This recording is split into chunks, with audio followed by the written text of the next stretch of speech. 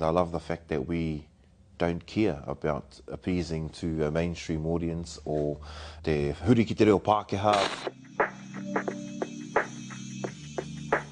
So this is season 3 now, and ngā piki me ngā heke, you got to roll with the punches.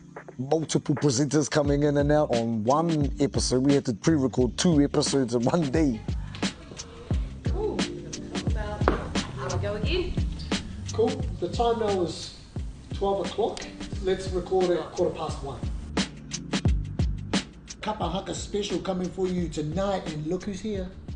Nō reira te whānau! Nō reira, what's coming up? Nō reira, kōrero hia ana te matatini launch a ngā whakataitai kura tuarua o Aotearoa. And our picks. Wee!